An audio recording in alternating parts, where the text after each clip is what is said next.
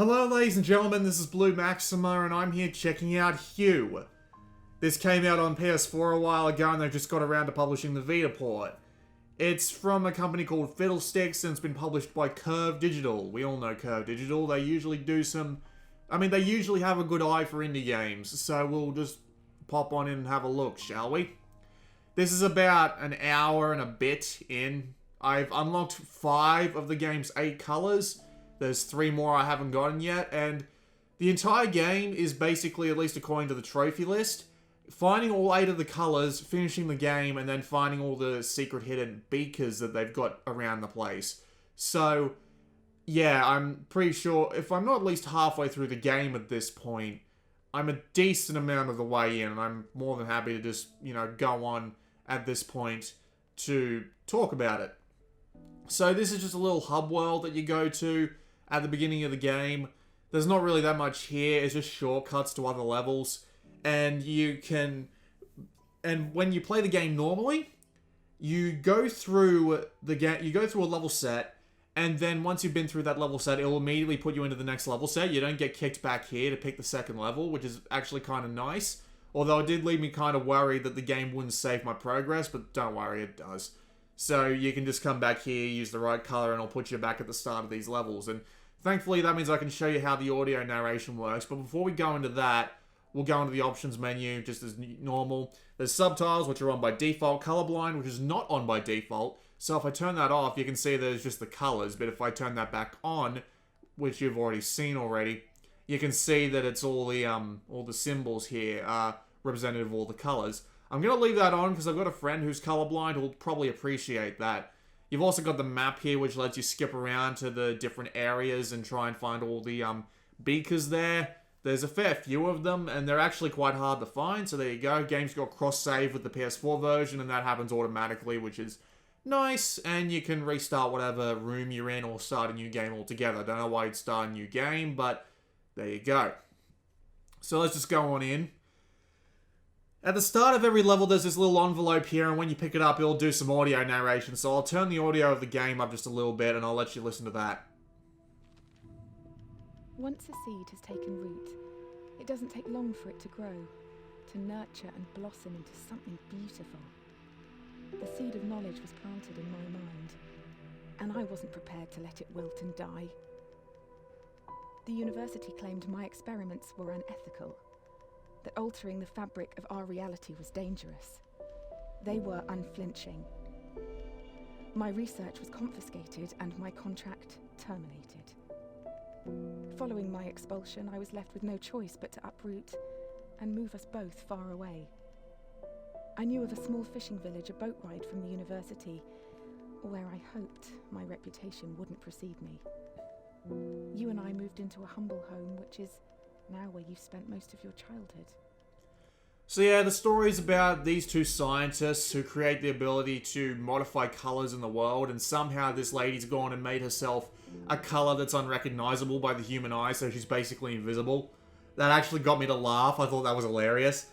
So anyway, the story isn't really that much worth talking about anyway, so we'll just move on to the actual gameplay itself. Now, this is how the game works. You have a color wheel that you can access via the... I think I've screwed up here. Let me restart the level. Not the best start, I will admit, but this is how the game works. You have a color wheel on the right... Brain work with me here. You have a color wheel on the right stick. The color wheel determines what is in existence right now. So if you have something that's the same color as the color that you've currently got in the background, for example, it doesn't exist. So as you can see here, in order to get through this, I'm going to have to use the blue color. But unfortunately, that means I have to get this blue crate off this switch. So I'm going to have to pull this crate over here. And then when I make the world blue again, I can bring this back over here. And now hopefully I should be able to make my way through. So now I make the color red. Now I make the color yellow. And I get the key that lets me get through the door, so I make the color red again, then I make the color blue again, and I'm free to go on to the next level. This is every puzzle in the game. No, I'm not kidding. It is literally just fiddling around with colors like this. This is the entire point and purpose. It's a puzzle platformer, sure, but this is basically the entire point. There are like little action stages like this one which are a little odd, but well, you know, that's kind of the thing with these puzzle platformers. You have to have some action-y stuff going on in here. Thankfully, the game's time does slow down as you go to swap your colors. So if you need a crutch to do the platforming with, the game's got that for you, so it's fine. And these two combinations of both action-y puzzles and puzzle-y puzzles are pretty much the entire game in a nutshell. There's not really much else going on with it. It's an interesting concept, sure, don't get me wrong. It's just, well, it's basically just that. It's a freaking puzzle game. Like, there's really not that much else you can say about it. Okay. Hang on, I'm gonna have to go back and put this crate down here. There's not really that much else you can say about it. The puzzles themselves are actually pretty... Oh, no, wait. I know what I'm doing now. I'm an idiot. This is me and puzzle platformers, folks. I've never been very good at them. You need to remember that you can just, like, change your color at... Oh. Okay, that's a thing. I did not expect a purple crate to be there. Right. So, okay, right. I actually do know what I'm doing now. So I've got to get this yellow crate.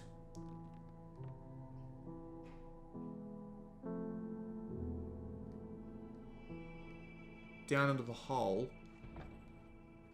But how do I do that? Oh boy, this is going to take me a while. I haven't actually played these levels. So, much fun. Much fun indeed. So yeah, it is basically the entire game in a nutshell. There are things that you can do on the outside, obviously. Like there's, brain work with me here. There's beakers that I talked about earlier. That's a thing you can do. Okay, I got to get through this, and I'm going to swap this to purple so I can push this through. But at the end of the day, what does that get me? Not much.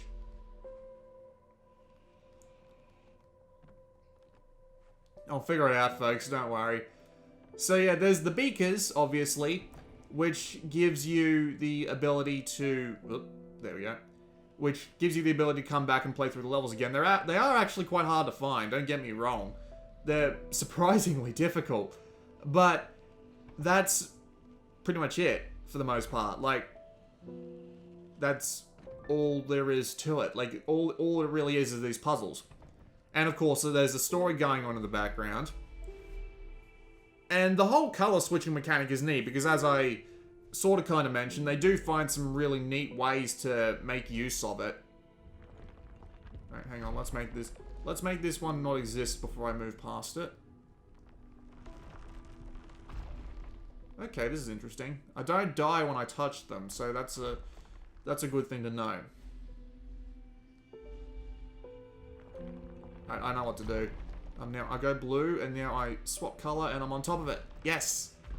And now I need to swap to purple to walk through here.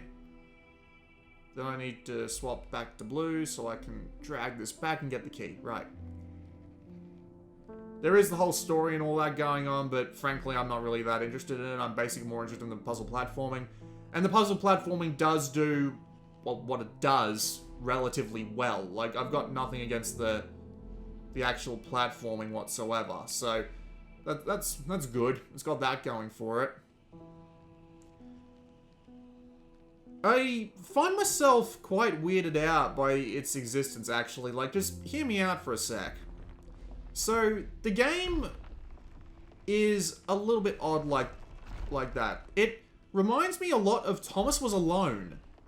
Like, take the color switching mechanic and swap it with the player switching mechanic, and it's basically Thomas Was Alone, more or less.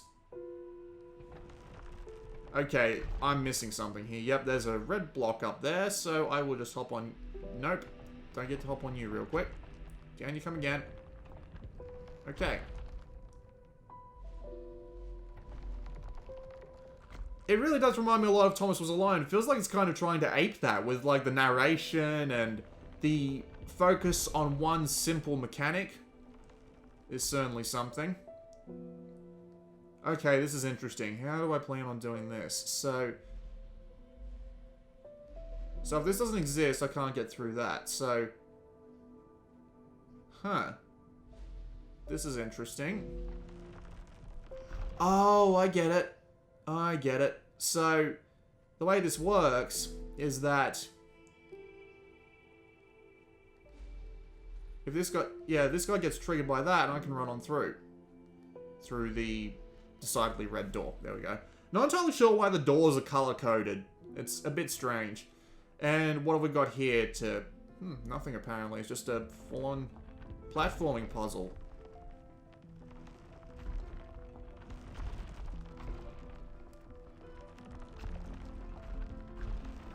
The platforming is rather forgiving. It doesn't really get particularly difficult or complex in that sense.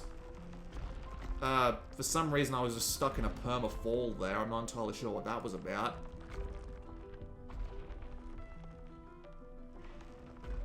Annoyingly, you do have to go back to the beginning of the room if you die, which is a bit of a pain in the ass, I gotta admit. Especially on action scenes like this. But it's not the worst thing in the world. The puzzles aren't that hard. It's easy to figure out.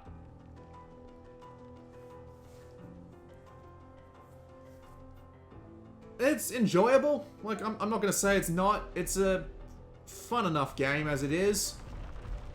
I won't argue too heavily against its existence. I'm not really going to change your mind about puzzle platformers or anything like that, but it's enjoyable enough on its own, so I'm not going to argue against it at all. It's fun. Like, the puzzles are engaging, but not too hard. I imagine the game starts getting harder and... Oh dear. What am I going to do about this? Okay, if I jump and then run like this. There we go. I'm safe, and now make the color yellow. My kit's buggering up a bit here. Oh, this is a bad idea. And I'm dead. Right. Let's try it again.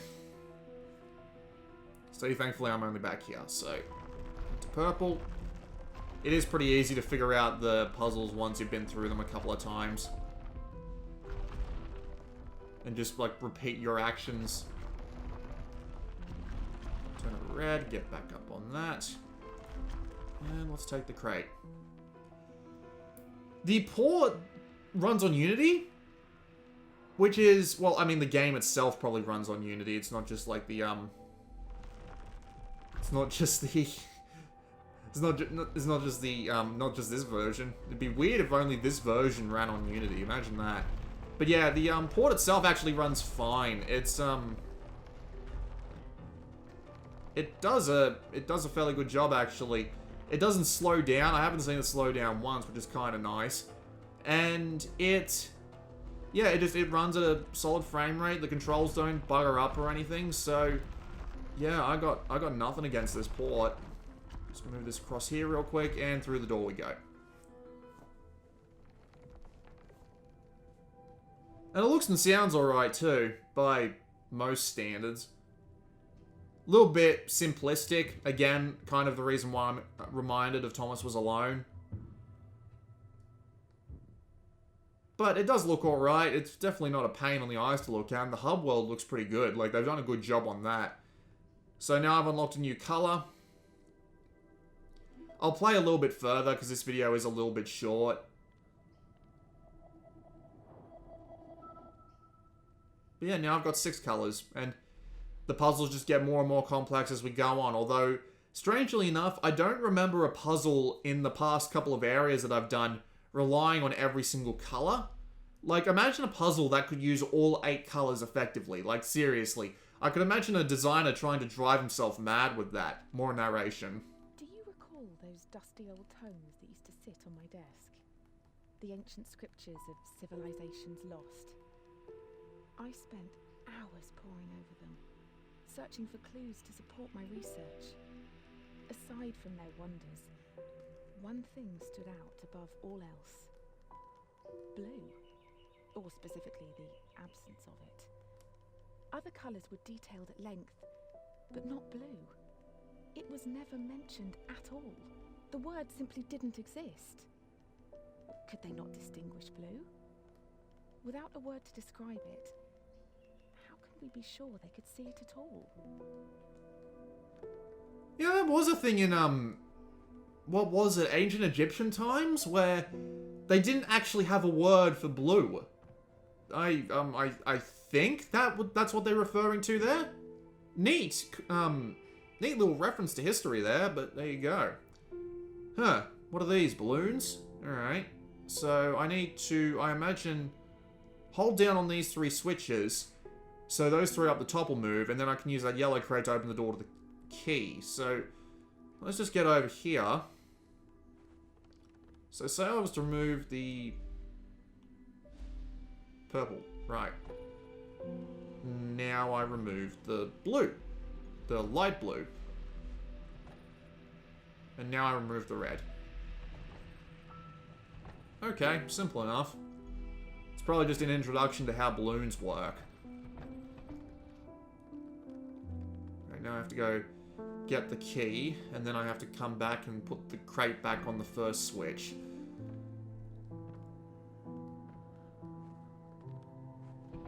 Alright, light blue, red, light blue. I'm actually doing alright. Like, I thought this was going to be a disaster, but no, the game's puzzle platforming isn't as hard as it looks, thank God. So, I don't look like a complete dumbass. Oh, this looks interesting. Okay, how do we do this? Well, I got the key, so that's a good start. Okay, so... Right. So now if I swap the color to yellow so I can come through here, then I swap the color to blue so I can pull this back over.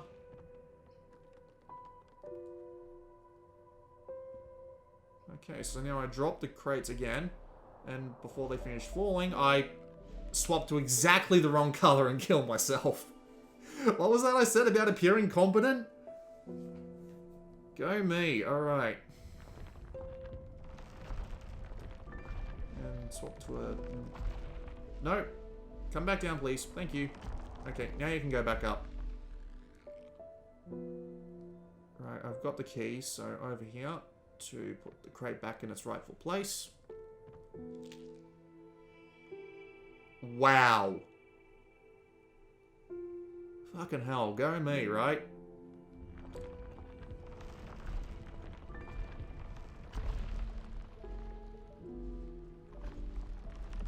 Oh, and I'm dead. Oh, I'm really not having good luck with this puzzle, am I? I'll finish this puzzle and then we'll see what the next one looks like, and then I'll just end the video, just for the hell of it. Because it's been almost 20 minutes, good enough for me. Okay. Let's not fuck this up this time. Okay, crate no longer exists. Crate now exists.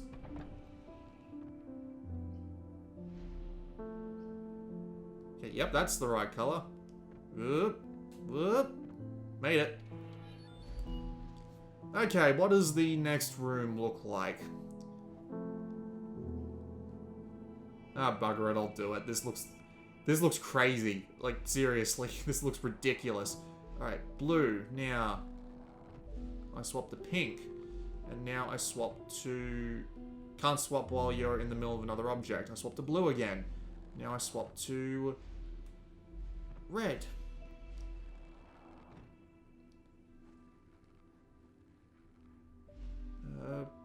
Okay, now I'm swapped to red again, and oh. Okay, this is interesting, alright. Now I swap to light blue, so that drops, and now I swap to red so I can make the jump. Swap to pink, and then swap to light blue. Swap to blue, and then swap to pink.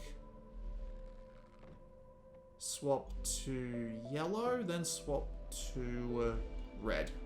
Nope, that's not right. Okay, swap to blue. And now we swap to yellow. There's probably a beaker back up to the top left there. I'm not entirely sure how I'd get to it, but there you go. So yeah, it's been 20 minutes, and you get the rough idea of how puzzles in this game work, so I'm just going to end the video off here. But yeah, Hue is a pretty fun game by itself. It's a fun little puzzle platformer. It doesn't do much, like, out of the ordinary, except for, you know, it's color switching, obviously, and it really does feel like a game that's trying to ape Thomas Was Alone, but it's good enough by itself that I can't really argue against it too much. Then again, I'm not one to recommend puzzle platformers because I'm not very skilled in them, but, I mean, it's not bad, really.